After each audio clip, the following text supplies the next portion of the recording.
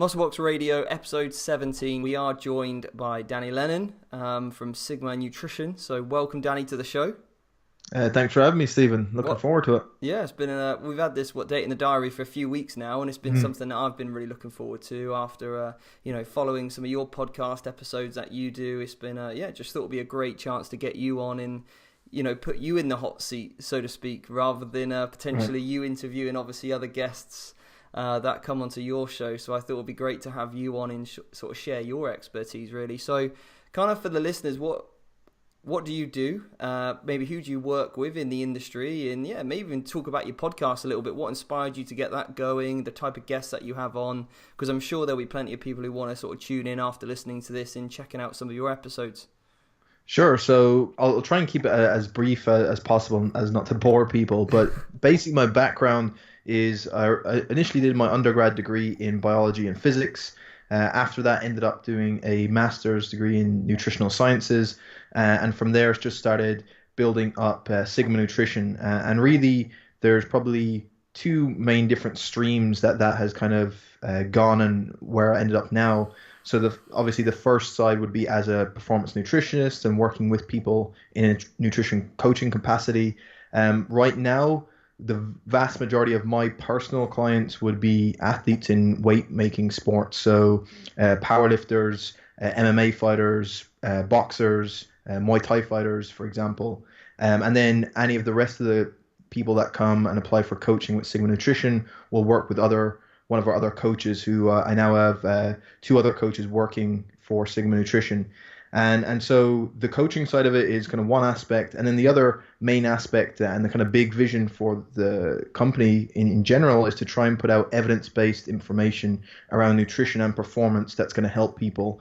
So whether that's for themselves or whether they're a coach that's trying to do this with their own clients, just really trying to spread good quality evidence-based information. And that's where, say, the podcast comes in as one of those streams to give out that information. So getting actual people who are in academia on the front lines doing research, or people that are at the very top of their field as a practitioner working with clients and trying to tease apart what it is they're doing and the work they're doing, and then putting that into the hands of other coaches or other athletes that they can go and use it with themselves and their clients.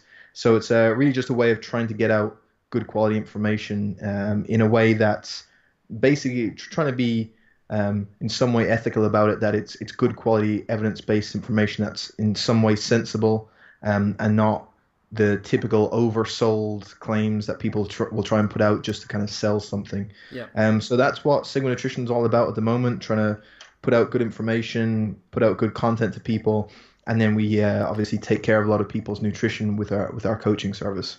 Nice.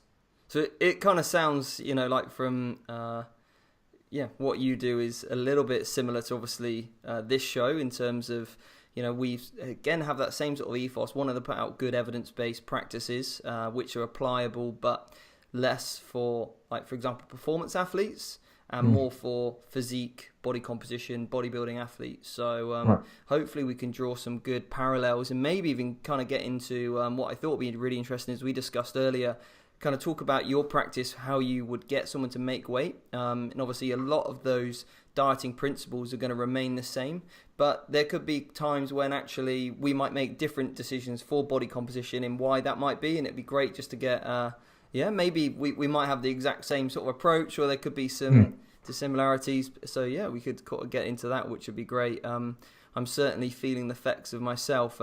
Trying to, now I'm a week away or 10 days away from the British finals. And then I've got another week after that until the IFBB event. So I'm doing classic bodybuilding, which I never ever thought I was going to actually qualify for the finals. I thought I was going to lose because the guys had, I'm 12 kilos under my class.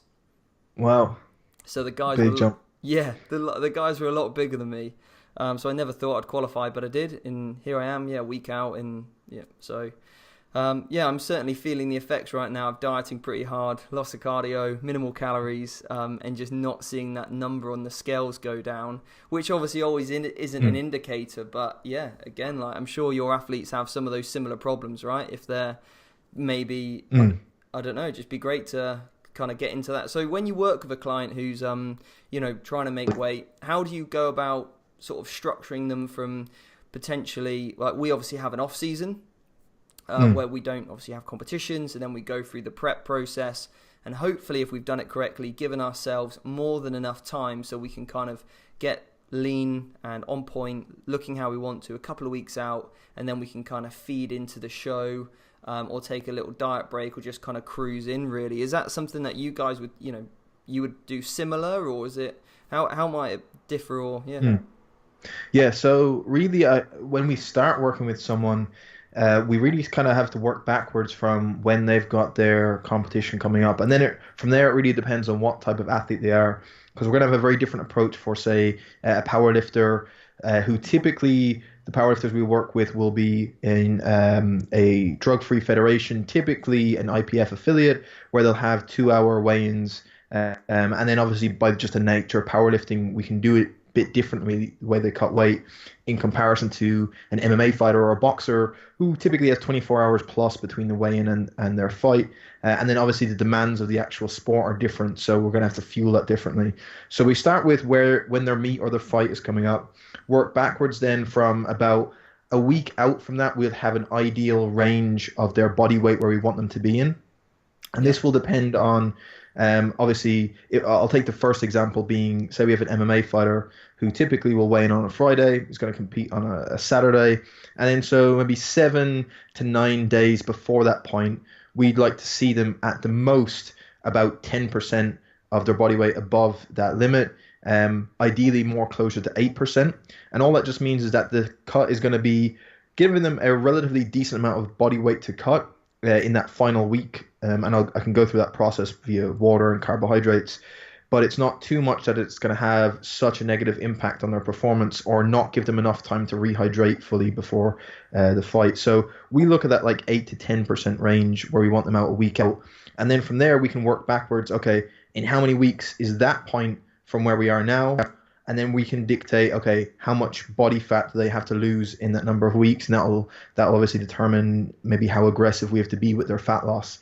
I think the big difference, there's probably two major differences when I'm looking at it with a performance athlete who just needs to make weight and then go and perform in something like boxing or MMA versus when you're talking about something like a contest prep, in that the body composition isn't the number one goal. It's just simply a byproduct of a way to actually make weight, and performance is always the number one goal. Yeah. So I think this is a typical mistake I see with a lot of the fighters, in that they view their nutrition and the weight making process as only one thing. If they make weight and they weigh in on the scales and they get to the point they need to, they deem that as a success.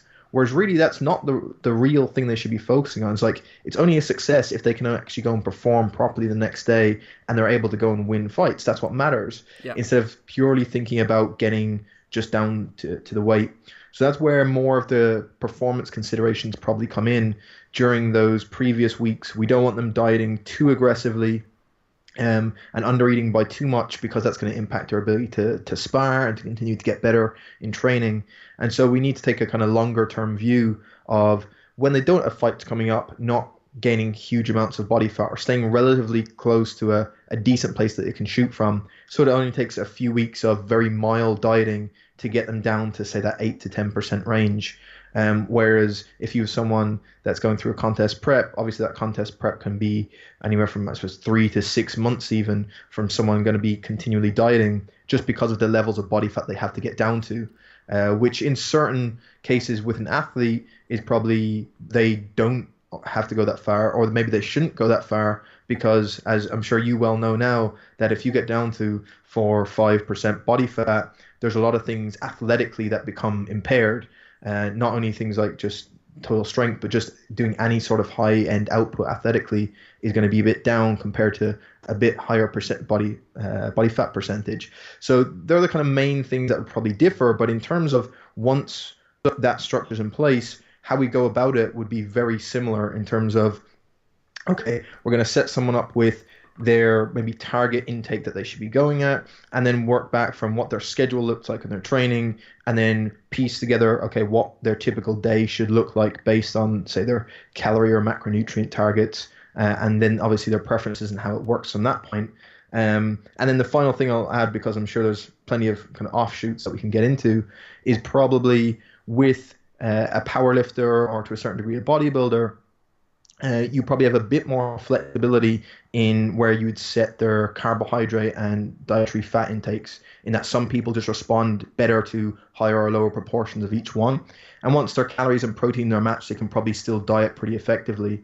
Whereas with our MMA guys who are training 2 to 3 times a day, very high-end output, very glycolytically demanding sport, there's a huge requirement for carbohydrates for those athletes. Yeah. And it's really non-negotiable to try and do that with a low-carb diet or something like that. It's just not going to work. So we have to be a bit more specific and adamant about a high carbohydrate intake for those, whereas I have a bit more flexibility with powerlifters based on their preference. But any specifics that we want to get into, I'm happy to talk about. Nice, mate. That sounds quality. And it very, very similar approach to obviously what I would do with a contest prep. Find out, depending on who the client is, when they come to me, and the length of time that they have. Some clients, I'm really lucky, and they come to me and say, Steve, I want to do a show. I don't care when. I just want you to tell me when I should do it. And then I'm like, that's ideal, because then I can plan out, right, I want you in off season for this long. We work on these areas. But the whole time, like something that you alluded to, is not getting too far away from your stage weight. You know, I know I'm only like 6 kilos from off season to, where basically last year I competed at 74 kilos on stage, and I finished my off season at 78. So I wasn't that far away, only 4 kilos to lose. But actually this time because I went bodybuilding, I got that a little bit leaner, and I'm down to, I think my lowest weighing was 69.9. So there's only 80 kilos there. 8 kilos difference. But yeah, now I'm down to, like you said, 4% body fat. It's pretty hard. Even, let alone training, speaking is difficult. Right, yeah. Honestly. Okay. Yeah. Imagine. Yeah, trying to get jobs done, tasks, is just literally impossible. I get 3 hours of work done a day at the moment, and then I'm kind of out of it. So, it's pretty hard. In taking, I suppose we can also get into as well, at what point do you make that decision to go to your client, actually maybe it's time to move up a weight class? Because being at 4% body fat, there must be this, I can imagine, this tipping point of having a lot of muscle for your weight class, but actually having to get so lean you're unable to perform to someone with a, do you see what I mean? Yeah, 100%. And it's one of the first things we have to outline to people in saying exactly that. Look, you're not a bodybuilder. Your success is not predicated on you having the best body composition in terms of the least amount of body fat and the most amount of muscle for your weight class. Yeah. It's on, can you go and win fights? So that point becomes is, if someone has to diet to such a low level of body fat, or has to just cut such a dramatic amount of weight that it's going to negatively impact their performance, and they could be performing better at a higher body weight or a higher body fat percentage, then that's obviously where we're going to start and change that process.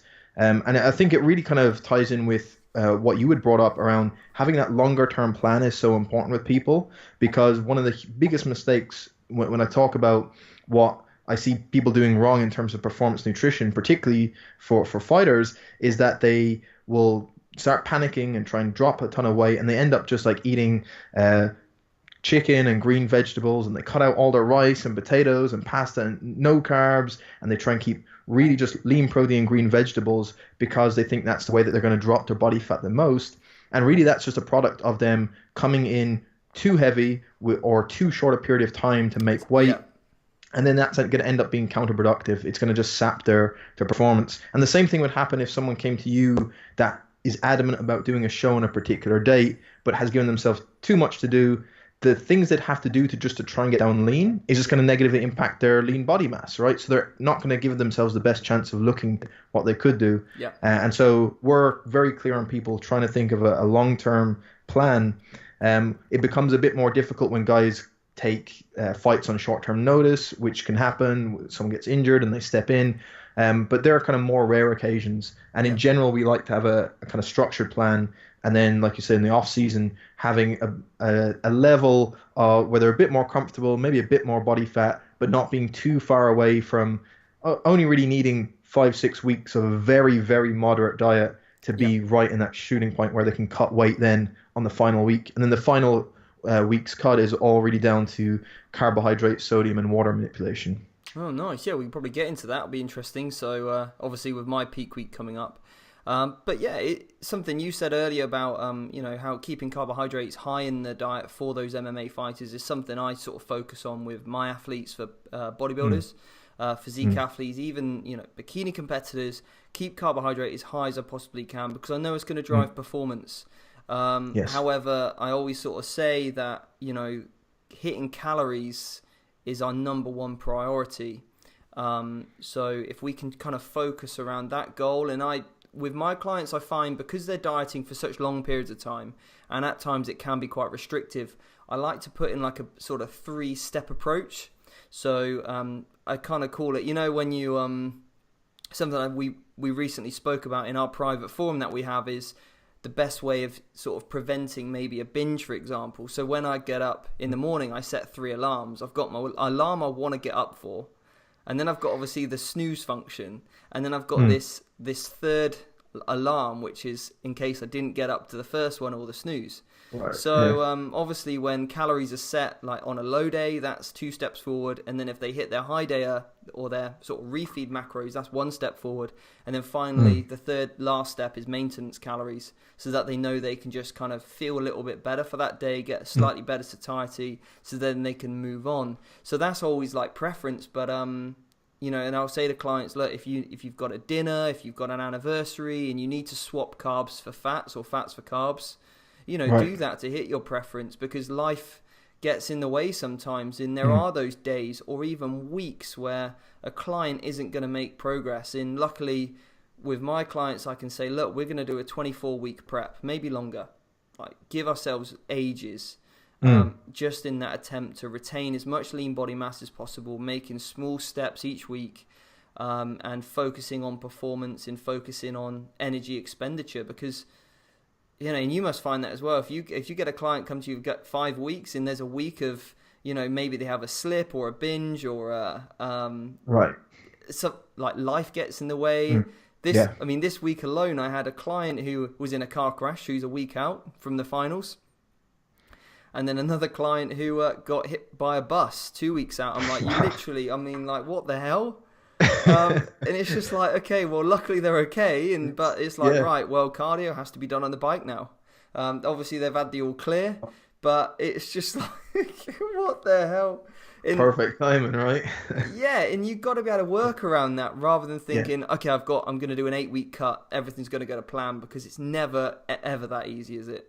Yeah, exactly. No, that's a really good point, and I think that's what it kind of makes me laugh sometimes when people say that they're doing flexible dieting, but then their version is they have to hit everything exactly to the gram every single day, whereas they don't have that actual flexibility of what you're saying, being able to change certain days based on what's coming up that week, or even how they're feeling, and intuitively knowing they need to maybe change something here or there. And it's something that we try and instill in people, to be able to change their days around. And we more look at weekly averages nearly for everything. Yeah. So we track body weight every day, but we will look at the average over the week. We'll do the same with their calories and macros. We'll also track things like sleep, the time they spend in bed, etc., and look for averages. Mate, we've probably got the same spreadsheet, it sounds like. Yeah, we're probably. It's funny though when you talk to a lot of people within the scene that seem to be doing good work and are getting people really good results. And when you actually look at what people end up doing, they've started from these 2 different points, but when they've distilled it down to what actually seems to be working really well, it's very, very similar. Yeah. And it's just interesting how often that tends to happen. Yeah. And I think just good ideas end up getting perpetuated around. So for example, one thing that I've taken from other coaches would be to try and have some sort of flexibility when someone's trying to, say, hit macronutrient targets, is the 3 tiers that the 3DMJ guys talk about. So Alberto Nunez and Eric Helms would talk about having their ideal day, and then next best, and then next one after that. Yeah. So the way we try and set that up is simply having the first one is their calories and macronutrients, and all of those are given as a range as opposed to a specific number. Yeah. And then the kind of next one down is if they have to be a bit looser because they're maybe eating out that day or they can't track as effectively, they'll have a calorie range and then a minimum level of protein to be Yeah. above. And I'm not too fussed about carbs and fats. And then the very last thing is if they, for whatever reason, can't track or are gone somewhere that they have no idea of what's coming in, they'll just pull back to a certain meal frequency. So typically 3 main meals, 1 snack, making sure each one is high protein, and then just doing the best they can with kind of eyeballing those portions. So obviously that's not ideal, but now and again it's useful because instead of someone coming to a day where they just can't track macros and things get thrown out and then end up just going crazy, they now have something to default to and then say, okay, I'm just going to get my 4 high protein meals in, stop at that, and then try and keep portions in mind. And that idea of having, I suppose, a fail-safe or a fallback system of 3 different tiers is something I took from 3DMJ, and I know they have a different level for their contest prep guys where they can't be as loose as I am with it. They still have some more degree of tracking, but just having that idea that if you're going to be doing flexible dieting, there needs to be actual flexibility in it, as opposed to just another way of being super, super rigid. Yeah, definitely. And this is where something that what we do is when we coach, we'll have a weekly review. So it'll be kind of speaking about a client's week, how they got on. And then that's normally is a great time to talk about any problems that they had, any situations that occurred that they weren't sure on, things how they track or whatever it might be any prudent questions, and then discussing their week ahead. So okay, I might have a client moving house, so I'm going to be like, okay, so energy expenditures going up this week. I want you to have 3 high days back to back. So then they know over that period, energy expenditures going up, and then also we can bring calories up. And I'm not really fussed too much how they break that up, fats or carbohydrates. And like you said, I get sometimes questioned why I get my clients to actually weigh themselves every day, because there's that fear about becoming neurotic about it. Oh, why you're weighing yourself every single day? But actually, I find quite the opposite. When clients just look at it as a data point, there becomes less emphasis on the I've hit a new low and I've had a new high, and it's just a case of do we see that trend going in the right direction? Right. Because when you are focusing on body composition, there is that element of you want to see the scales to go down, because most people kind of put one in one together and end up getting 3, that they think that always a reduction in weight means that they've lost body fat. Yeah, I found the exact same thing in the fact that the more frequent the weigh-ins is, the actual less neurotic people are about numbers. Yeah. And purely it's down to people start to see that every single day, in general, there is some degree of a fluctuation, whether that's even just 1 pound or even like 0.25 of a kilo, if their scale does that. They see that every day it's going up and down, up and down. But when they look back after 3 weeks and see that their average each week is going down, that's the progress we're looking for. Yeah. Instead of someone weighing themselves one day, some other random day, 10 days later, weighing themselves and suddenly they're up and they don't know why. But when they do it every day, they start to see, oh, some days I'm just higher because of I'm retaining a bit more water. Maybe I had a poor night's sleep. Maybe there's extra food in my digestive tract. And they start seeing these things. And then we start to look at long-term averages. And so the daily weigh-in works really well for that. I've also found it work pretty well of just as a cue in the morning for people getting into the mindset of what they need to get done for the day, in that they wake up first thing in the morning, they go to the bathroom, they step on the scales, they record that number, and it's all immediately cued into, okay, I'm starting another day, another process of what I need to get done today.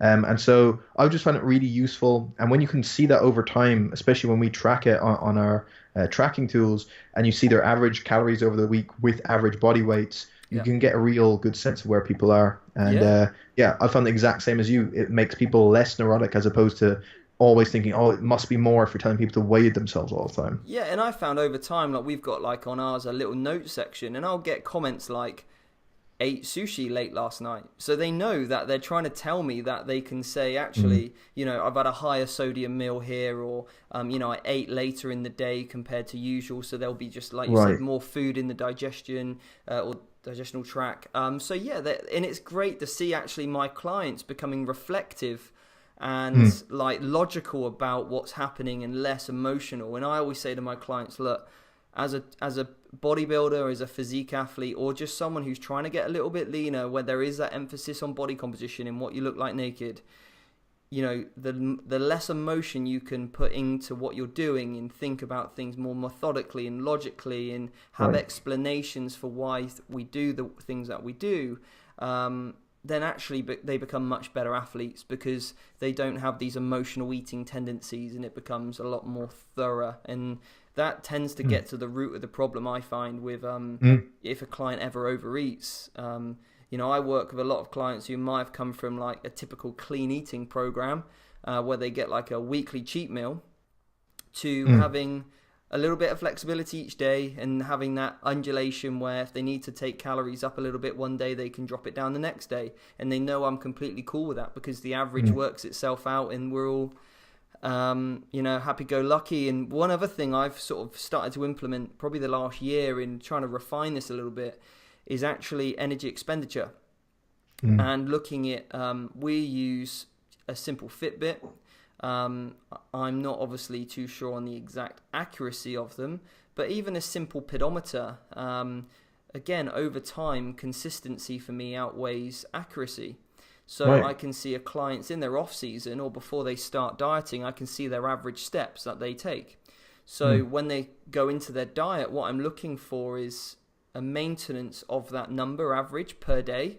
And if they can slowly, increase that as the diet goes on. So we've kind of got this baseline of like non-exercise, activity thermogenesis. Anything above and beyond, that's great. And then anything significantly more, and I normally say something like anything by more than 20%, you can then count that as their cardio for the week.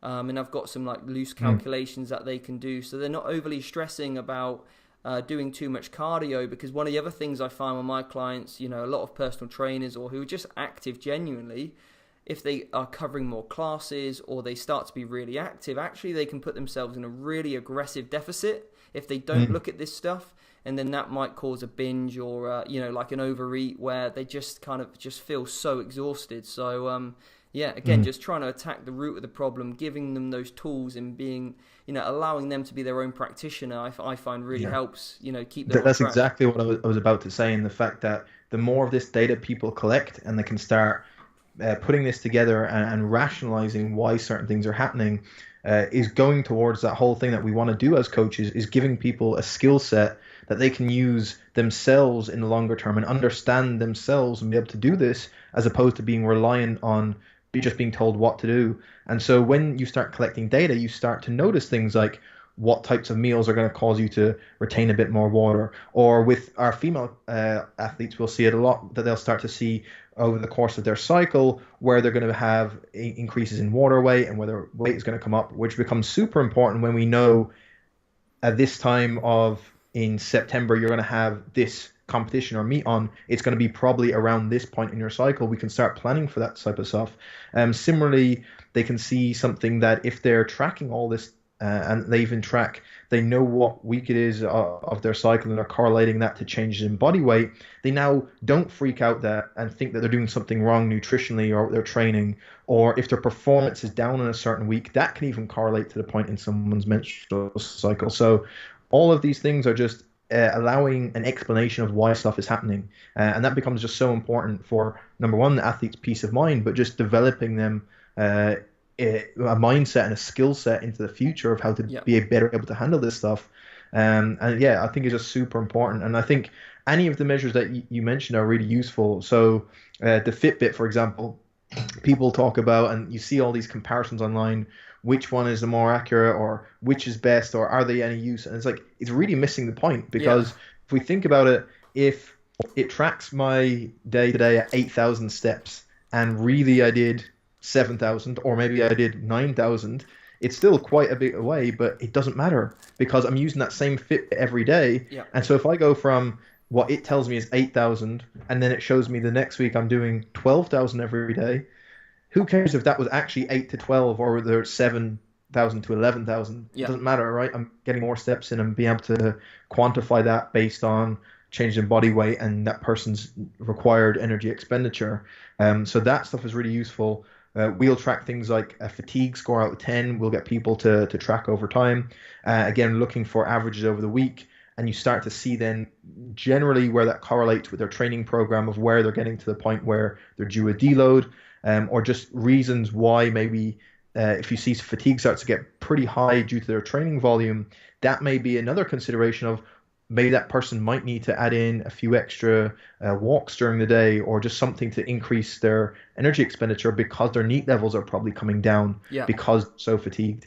So even little things like that, and that all just comes from a collection of data. And I think I totally agree with you. It's more empowering than over-analysis, which people seem to try and correlate.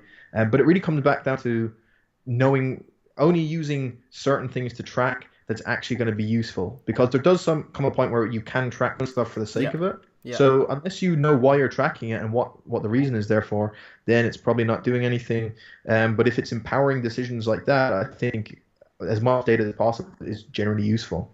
Yeah, definitely. It's like, for example, I don't necessarily look at heart rate in any sort of way tracking means, because again, like I want specific information from my clients. And I find you can simply, with some people, just overcomplicate the process. So the process, I only want it to be as complicated as it needs to be. Anything above and beyond that, and I'm actually might cause my athlete more stress, or even things like they might fail, miss an update, and that could be 2 weeks lost if they miss that update just because there was too much to do, or and I always find it interesting. Like recently, I was lucky enough to speak at Leisure Industry Week. And I was just talking about why I think it's important that people practice what they preach, so that people can understand what it's like to take someone through a fat loss or into a calorie deficit. And I just did simple things like putting up pictures of food and saying, right, okay, estimation of calories after explaining what they were. And we had degrees of like 4,000 down to 600. And you're like, look, guys, this is like practical nutrition. So when a client says to you, or you drop their calories, and if you don't know what it actually genuinely feels like to eat those amounts of food for that long, then it's really difficult to coach someone, I think, because where do you bring in those little tips, those hints, those kind of understanding where someone might be go wrong, rather than just going, well, you're not doing it right. Well, let's get to the root of the cause of the problem. And I think that was great. But and again, like I sort of said in my talk, that it's literally the last 4 weeks now where my calories are at the lowest that they've ever been. Have I actually even started to slightly consider nutrient timing, just around my performance. But before that, the other 22 weeks of my diet, I didn't really care. I just kind of got in the food when I needed to get it in by.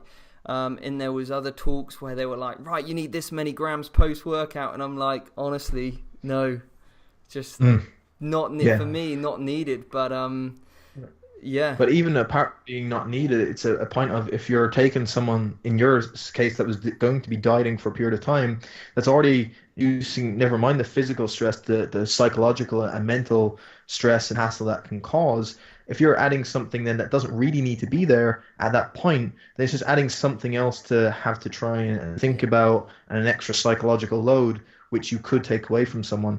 And really, that's what we should be doing as coaches, not getting someone just the result they want, but doing it in a manner that actually saves as many of the things they're going to put into it. So their time and their money and that psychological effort and those types of things, how that feeds into getting their end result. We need to try and maximize their end result for what they're putting in, as opposed to just getting it by telling them as much stuff as possible and knowing, well, if you do it, you'll get there, Yeah, no, definitely. So I had a question for you on females, actually.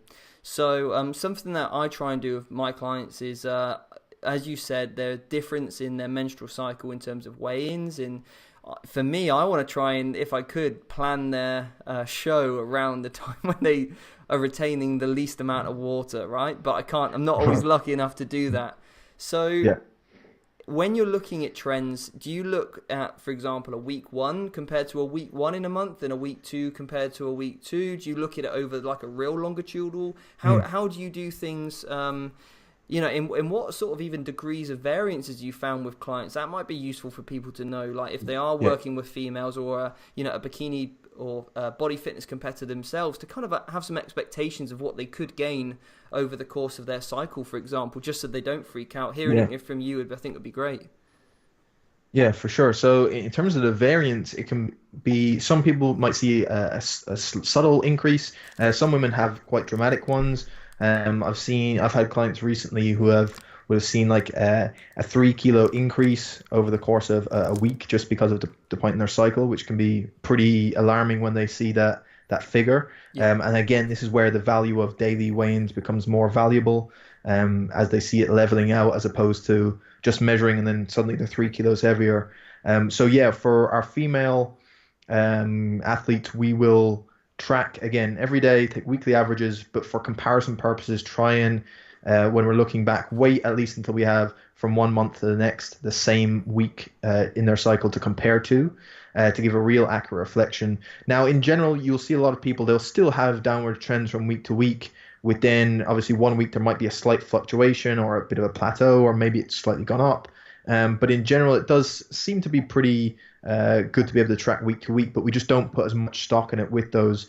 And we do wait until we have the same in each month to compare to before we actually make a good measure of how fast or slow the diet is coming along and if we need to make a change. Whereas with our guys, we will typically do bi-weekly, we'll make decisions on whether changes need to be made.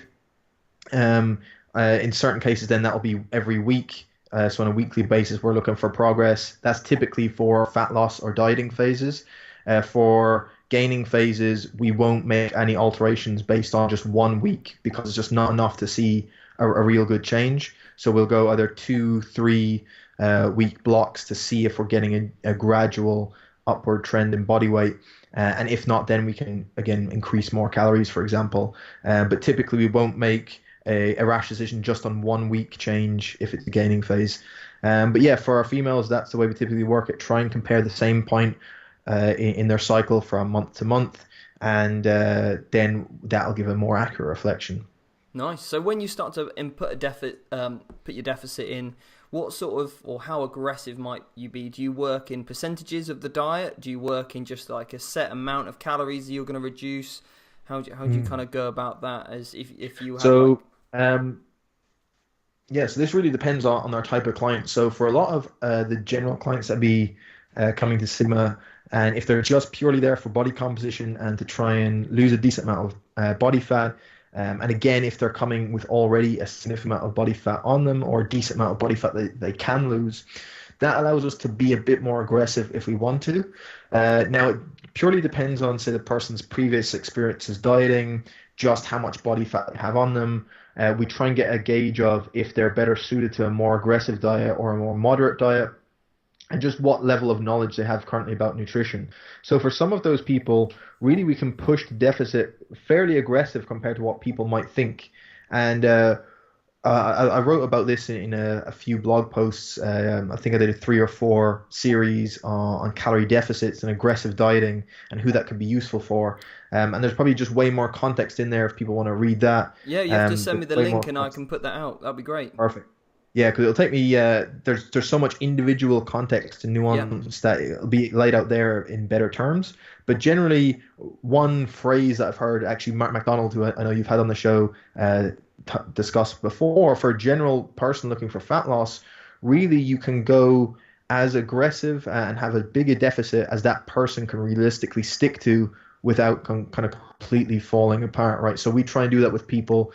We'll try and put them on the lowest amount of calories that they can still pretty much like not psychologically break apart, that they're going to be able to stick to it, that they are going to in some way find it relatively doable, and say their performance is at a level that it needs to be. And how would that compare to a performance athlete like an MMA or a strength athlete who's obviously looking to keep performance high?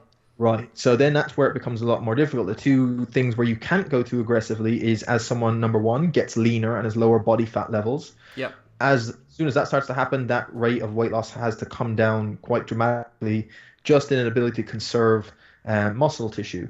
And then for our performance athletes, again, the bigger the deficit, then the less fuel they're going to be for those training sessions, the more their recovery going to be impacted. And so ideally, I would diet them on as mild a deficit as I possibly can, with the one caveat being it depends on where they are now and when their fight's coming up. So if someone comes to me and they only have 4 weeks to a fight and they have significantly too much body fat, we may have to push it more aggressively than we ideally would. But then this all comes back to what we discussed earlier with the longer term plan. So really, if they're within that shooting difference, they should be able to go nice and mild deficit. So for, say, performance athletes, something as mild as, say, like a 15% decrease in their calories. Yep. Run that through, gradually aim for maybe like half a kilo, maybe at most, of body weight drop per week, maybe a decent bit less than that, and really trying to impact performance as much as possible. With someone who's just dieting for body composition, there's the ability to go a bit more aggressive, presuming that they're not going to be someone that's competing in bodybuilding or is doing a physique show, in that if someone does go a bit more aggressive and is in a big deficit, and they end up, even if they did lose a bit too much muscle tissue, and again, I wrote in those posts that the amount of muscle someone loses in an aggressive diet is probably, number one, a lot less than most people believe it is. Yeah. Secondly, it can be mitigated quite a lot just by training and a high protein intake. And then third, even if they do lose some degree of muscle, for the average person who's just trying to look better, it's not as big a deal as people might think, because as soon as they go back up to more calories and a surplus and training again, they'll gain back that muscle relatively quickly because they've already had it built before. It's not like building new tissue. You don't have that luxury with a contest prep athlete, because when they get to the end of their diet, they're coming to a show, right? So they don't have that ability to start gaining muscle again. So that's why for those folks, the leaner they get, then that rate of weight loss has to slow quite dramatically, so that we're trying to mitigate as much as possible losses in lean body mass. So for our performance athletes, ideally, I wouldn't even have them having to diet at all, if possible. I would have them have a surplus would be great, but just ideally, or in practical terms, it's not always necessary. So if they do need to diet down body fat levels, we'll do that as mildly as possible. Ideally, we'd even have them eating at a maintenance where they're not really doing all that much dieting, focusing on performance, and then cutting most of the weight via the actual weight cut, which is completely different to the actual body fat loss phase. Nice. Quality. It's something that's interested me, actually, is thinking, well, obviously, if I'm working with and obviously feel free to, put your view on this as well. So assuming you reached your ideal body composition, whether that's body fat mass and, let's say, body weight, and you are 4 weeks or 6 weeks away from your target, so whether that's a competition, a photo shoot, that's a meet, a powerlifting meet, hypothetically, this is where you get a little bit or stung. If I was to go back to where I perceived new maintenance to be, would I be able to maintain that same condition? Although weight will obviously increase, as we know, glycogen levels go up, more water comes in. So let's say you were sat a couple of kilos lighter than you needed to be in order so that when you were to fill out, because that's essentially what bodybuilders try and do, is that they try and fill out as much as they can pre-stage so they look full. Now, some of the best success I've had with peaking clients is actually getting food in as quickly as I possibly can, and then just sort of tapering that up. So it'd be interesting to take a client who's ready, take them up to perceived maintenance calories, where obviously carbohydrates and maybe fats are a little bit higher, and then hypothetically stress levels would come down, water retention might reduce over that course of that time, but would they remain the same? That is the question.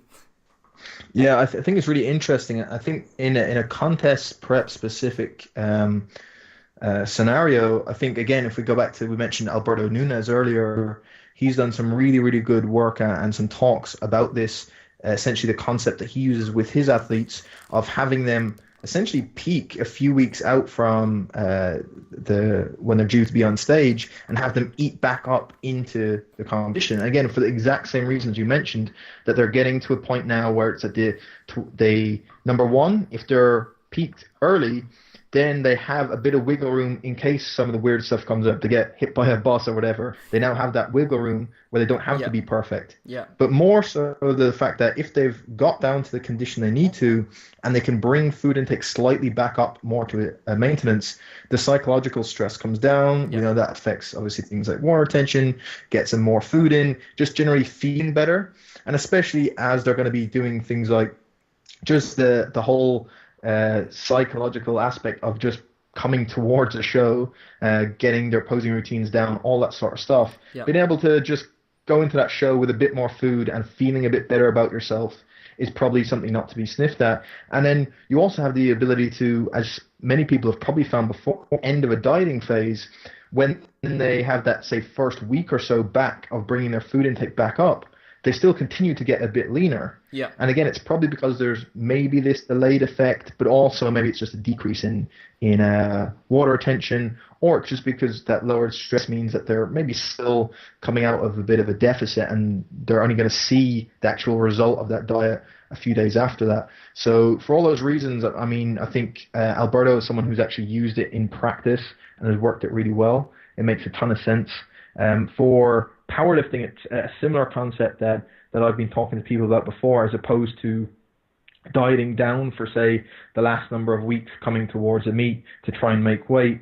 Essentially trying to make it just a bit earlier and then eat back upwards before the meet. So that final, say, 4 or 5 weeks before their meet, where the intensity is going to be super high and really hitting their central nervous system quite hard, they just have a bit more food to try and recover from that. Yeah. So they get a really good solid peaking cycle in, and then they can then worry about making weight the week of the actual meet when training has tapered off. So a kind of similar concept of, trying to get a lot of the groundwork done early, and then that gives you the luxury of being able to pull things back up if you want. So it makes a ton of sense to me. Yeah. And I know people like Alberto are using it in practice, so there's obviously anecdotal reports of it working. So yeah, sounds good to me. Yeah, I mean, obviously Jeff Alberts is my coach, and he's been prepping me. So I wanted to I did compete obviously at the Welsh show 4 weeks ago, and I thought then I was the leanest I had ever got. And for me, it's just been a case of I've just consistently got better every single week. So I think me and Jeff haven't got to that point yet where we were like, look, let's just take calories back up, because we're just kind of finding these like new levels of how lean you can get, and how shredded I can look, and how that's then going to improve my look. So it's just really interesting for me to go, last year I thought I was lean, but I was still 4 kilos off where I needed to be for a bodybuilding show. So it's really interesting to see how these kind of milestones actually, how they actually appear. That's super interesting. Yeah, and then also you've got the psychological aspect of, clients taking on calories, being like, oh my God, I'm getting fat, just because that's what they instantly think, isn't it? So again, it comes back to that little bit of trust in obviously Alberto's top of his game, and he's going to be able just to install that to go, look, trust me, this is going to work. And sometimes a coach needs that little bit of weight in their words, I think, to get that buy-in from a client. I think that is important. One of the big things that Alberto mentioned is that with those preps, typically 24 plus weeks, where they're going to be able to have someone in a point a few weeks out where they're going to be in like kind of peak condition. So it's not a case of someone coming along and trying to diet for 12 weeks and then taking their foot off the gas because, Alberto is doing this and eating back up to a show. Yeah. It's not the case. Yeah. And I think probably just again, so much of bodybuilding to me is probably a psychological thing, and that's why I really try and refer people to actual people who are competing in this sport to actually do a prep with them, because there's so much that they can offer that I wouldn't be able to offer because I haven't been there. But even just thinking about some of the discussions we've had of getting someone to a point where they're bringing back up calories, it probably is going to come at a point where that person's actually going to be thankful of it. So where if someone's in your case, where every week you're seeing progress, that is reinforcing in a way to drive and motivate, that makes that deficit so much easier to stick to the next week. Yeah. That if someone wanted you to bring calories back up, at this point, if you're seeing progress every week, you're probably not going to want to. Yeah. So this is where the kind of whole the individual scenario comes in of, if someone is completely plateauing and maybe could benefit from coming back up, great. If they're still making progress, then that alone is enough motivation probably for you to stay ticking through. That's it right now. This week's report to Jeff, I was like, Jeff, hit me with everything you've got. I was like, I don't really want you to touch my food, but I'm happy to smash all the cardio because, I'm at the point where I've got striated glutes, but I want more striations. It's just motivating. I think I've done cardio every single night now for the last 5 nights, and I'm doing a fair amount just to get that in, because I'm heavily motivated about what I'm doing and getting the job done now. So, but it'll be interesting because I'm doing a bodybuilding class for the finals, and then the week after for the IFBB event is a fitness model class where I don't need to be as lean. So this is maybe where I've got a week where I peak for the first one, and then I can maybe speak to Jeff and see if I can keep continually filling out to see how much I can take. And I never know, I might even end up with a better result or a better, harder look. So, but it's just fascinating, and it's really great to get your opinion on this kind of stuff as well, and how that works for, and it does sound like there's a lot of similarities between, MMA, weight making to, going to a meet, and, bodybuilding is a sport. There's that element of performance. You want to be able to perform well on the day. You need to be able to hit poses. One of the reasons why I beat some of the guys in my class, although they were much bigger, was the fact that I posed really well, that I looked like I could hold my poses for a long time, that I just liked, and it looked like I was enjoying being up there. I wasn't shaking, I was, poised, and, that was set, I wasn't cramping. So there is that element of performance, which, again, all my clients care about is, am I going to be lean enough? Am I going to be lean enough? And I'm like, yeah, but are you practicing your posing? Are you getting the right tandem? Are you prepping your skin in the right way? All these other little things, like you said, again, it comes down to knowing, in referring out. I think, if I had an MMA fighter come to me who was really serious about their performance, I know where I'd be sending them now, So even just doing this with you has been great. So, But again, I think I don't want to take too much of your time up. We said we'd go till 8, and we're already been 50 minutes now. So, Danny, thank you so much for coming onto the show. It's been really insightful, and I'm sure the guys at home listening to this, doing their cardio, will get a lot out of it.